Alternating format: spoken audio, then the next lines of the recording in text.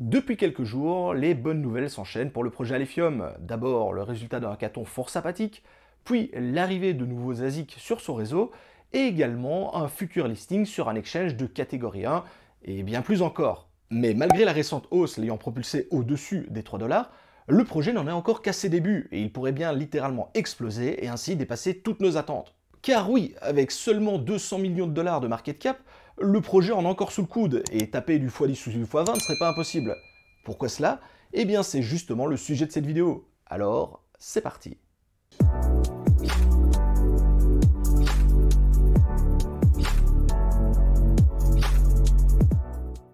Cette vidéo est réalisée en collaboration avec CryptoNews. CryptoNews est, comme son nom l'indique, un site dédié à l'actualité autour des crypto-monnaies, mais pas seulement.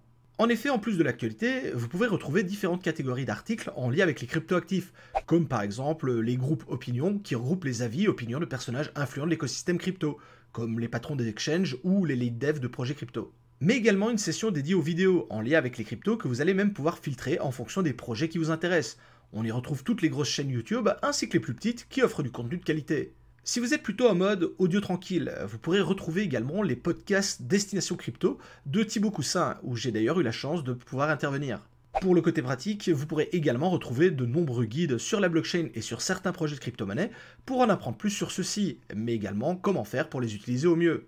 Par exemple, comment faire du staking on-chain, comment sécuriser son portefeuille crypto, les étapes à vérifier avant un transfert, etc. etc.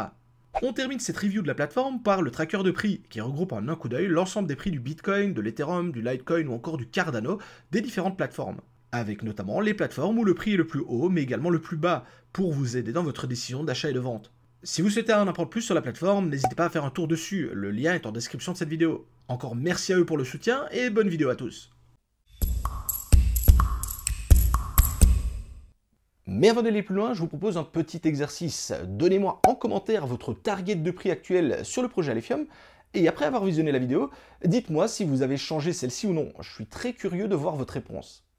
Très rapidement, pour ceux qui n'auraient jamais entendu parler du projet Alephium, c'est un Layer 1 de nouvelle génération qui fonctionne en Proof of Work. Il a cependant quelques particularités très intéressantes, comme le fait d'utiliser un langage de programmation simple dérivé du Rust, bien pratique pour créer et déployer facilement des dApps sans devoir réapprendre à coder.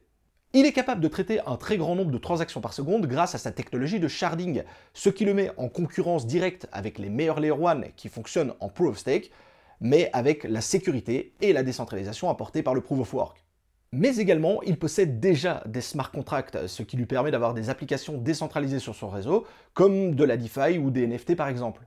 Et pour finir, il possède un mécanisme unique appelé le Proof of Less Work, qui permet de réduire la supply du projet lorsque la difficulté de minage augmente trop fortement.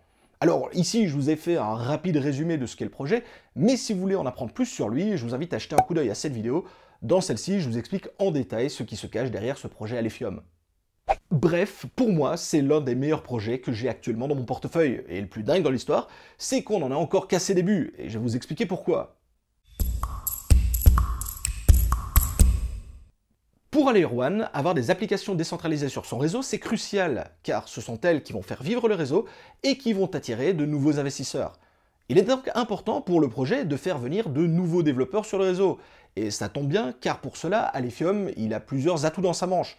Le premier, c'est d'avoir un langage de programmation qui est très facile à prendre en main et qui permet de développer énormément de choses. Mais un autre point qui est dérivé de celui-ci, c'est le hackathon qui a été réalisé il y a 2 semaines. Alors un hackathon, c'est une compétition entre développeurs pour proposer la meilleure application sur un réseau sous forme d'un concours avec des récompenses à la clé. Et dans le cas du hackathon organisé par Alephium, ça a été un véritable succès avec de nombreuses dApps qui ont été développées, mais surtout des applications de qualité, notamment liées à la DeFi, à la vente OTC, aux prêts collatéralisés, etc., etc. Plus le réseau va se doter d'applications décentralisées et surtout d'applications de qualité, plus cela va aider au développement du projet et accessoirement attirer de nouveaux investisseurs. Mécaniquement, ça va susciter de la hype autour du projet et donc impacter le prix de celui-ci à la hausse. Mais vous en doutez, je vous dirai pas que le projet Alephium, le meilleur reste à venir si c'était uniquement pour ce point-là. Je vous propose de voir ensemble la suite. Malgré sa récente hausse, le projet Alephium reste un low caps avec seulement 200 millions de dollars de market cap. On n'est plus sur un petit projet, mais la marge de progression elle est encore très importante, surtout quand on sait que la plupart des Layer 1 ont des market cap de plusieurs milliards de dollars.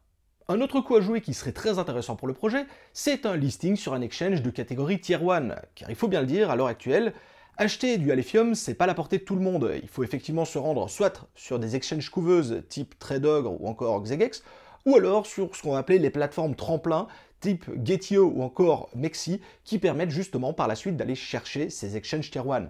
Alors attention, on est d'accord, ça reste d'excellentes plateformes, mais on est encore très loin d'un accès facile pour le grand public, car il faut bien le dire, la plupart des investisseurs classiques se trouvent sur les exchanges catégorie 1, type OKEx, Binance, KuCoin, etc., etc.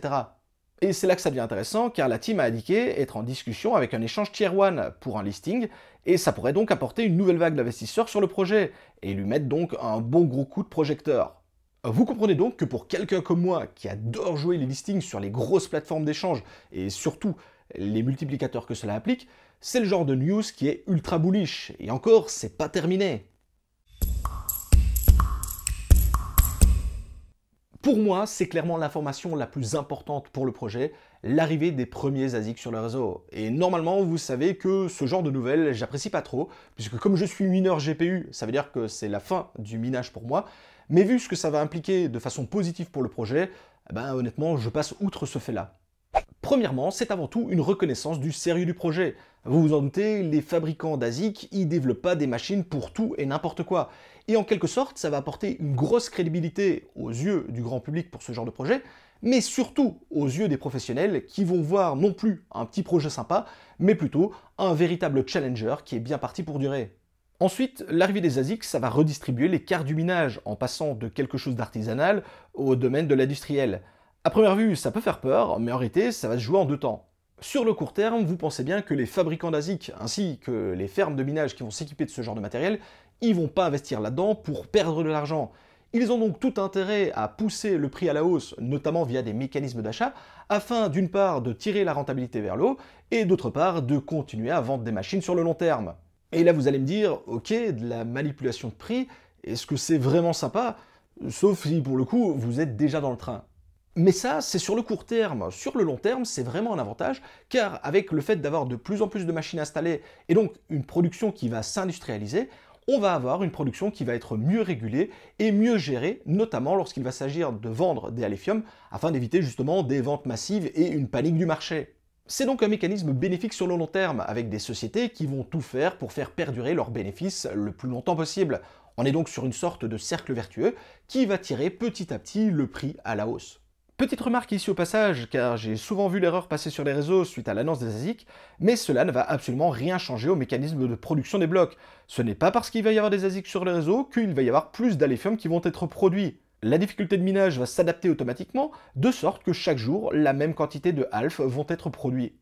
Et justement, en parlant d'augmentation de la difficulté de minage, je vous rappelle que sur Alephium, on a le mécanisme de Proof of Less Work. C'est-à-dire que pour faire simple, lorsque la difficulté de minage augmente trop fortement et vient à dépasser 1 exahash, les mineurs sont obligés de détruire du Alph pour en miner. Alors je sais que dit comme ça peut paraître absurde, mais je vous assure que quand on creuse le sujet, c'est hyper intelligent comme mécanisme. Si jamais cela devait arriver, cela veut donc dire qu'on aurait une raréfaction de la production, et donc théoriquement, si l'offre diminue alors que la demande se maintient, le prix devrait également de nouveau être tiré à la hausse. Rien qu'avec les 3 points que je viens de vous expliquer, le projet il est sur une véritable base de lancement et il s'apprête à décoller. Et encore ici, je vous ai parlé de 3 points bien précis, mais j'aurais également pu vous parler d'autres choses, comme par exemple le fait que le block time ait été réduit à 16 secondes, voire même théoriquement à 1 seconde, ce qui fait des performances égales, voire même meilleures que pas mal de Layer 1 qui fonctionnent en Proof of Stake. Mais également le système de smart contract qui fonctionne avec un mécanisme de zero fees, ce qui veut dire que vous pouvez utiliser le réseau sans jamais dépenser le moindre Alephium. Et ça, c'est un point, encore une fois, parmi tant d'autres, il y aura encore beaucoup de choses à dire sur le sujet. C'est d'ailleurs pour l'ensemble de ces points que mon sentiment à l'égard du projet, il est ultra bullish. D'ailleurs, les targets de prix que j'avais estimés dans cette vidéo, je les ai toutes revues à la hausse, parce qu'avec toutes les informations qui sont en train de tomber, je pense qu'on va aller taper beaucoup plus haut en termes de prix. Et d'ailleurs, en parlant de prix, c'est maintenant le petit jeu où normalement tu dois me dire si ta target de prix que tu m'avais donné en début de vidéo est toujours la même ou si tu l'as changé, notamment avec toutes les informations que je viens de te donner. Le meilleur reste donc à venir sur le projet et je vais suivre cela de très près, notamment au niveau de ses évolutions. Ce sera d'ailleurs l'occasion de refaire une vidéo d'ici quelques mois pour voir un peu comment les choses ont évolué et si surtout le prix a vraiment explosé par rapport à cette vidéo. Comme d'habitude, j'espère que la vidéo vous aura plu. Si c'est le cas, je compte sur vos likes et votre partage. Si vous n'êtes toujours pas abonné à cette chaîne, n'hésitez pas à cliquer sur ce bouton s'abonner et activer la cloche. C'est la meilleure façon de soutenir mon travail. Je vous souhaite à tous d'excellents investissements dans le monde des crypto-monnaies. C'était Monsieur TK. Ciao les crypto-fans.